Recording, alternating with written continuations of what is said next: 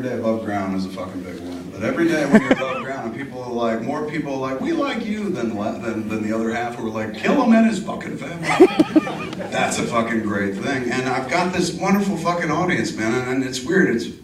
I hate to fucking borrow another artist's terminology or phraseology to express something that I should be able to eloquently express myself. But sometimes you gotta borrow from somebody else.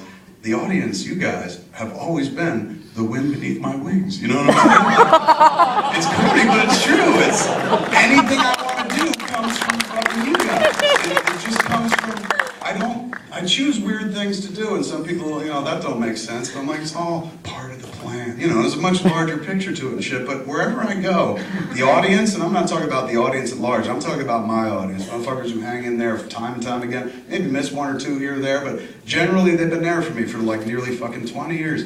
That audience, man, they allow me to do whatever I want. I walked away from fucking the Weinstein Company. I walked away from Warner Brothers. People going like, here's a bunch of free money to host movies. Simply because I was like, no, I'm taking care of across the street. Over across the street, I can do whatever I want and they'll show up for it. At least once. Like, give it a shot, Kev. They like to see you try shit.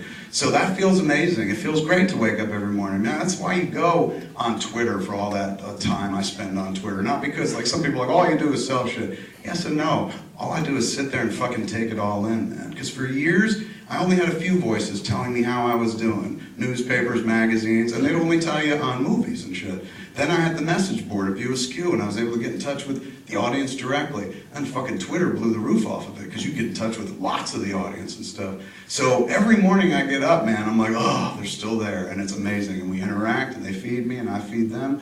And I just, you know, I hope to keep earning, you know, like that fucking moment inside Saving Private Ryan, earn it. You just hope that you fucking earn it every time. And like, I know I earned it this time out, and I know I triple earned it. Like, this movie's good enough to cover, you know, Cop Out and maybe a few others and shit. So it feels wonderful. I don't know how else to describe it. Believe me, it's not a burden by any stretch of the imagination. It's freedom. It's utter freedom. As long as you guys will show up, as long as I put asses in seats like this, I can keep taking weird little risks and trips and shit. You guys are responsible for Red State. Nobody else was responsible. No studio wanted to pay for it and shit. So it was like people knowing, oh, he's got an audience. All right, we'll pay for it. It's only $4 million and shit.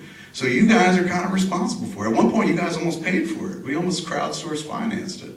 And then some fucking website scared me off of it because they called me a beggar. And I was like, fuck, I don't want to be known as a beggar. And I was so mad when I went to Sundance. I was like, fuck, imagine how cool it would have been to go to Sundance with a movie that had been financed by the fucking same audience that wanted to see it. And right then and there, I was like, I'll never let some fucking anonymous jackass online talk me out of a good idea again. And people will try. People will try to talk you out of good ideas, bad ideas, any ideas. Don't let them. Pursue your own ideas. You'll figure out what's good and fucking bad.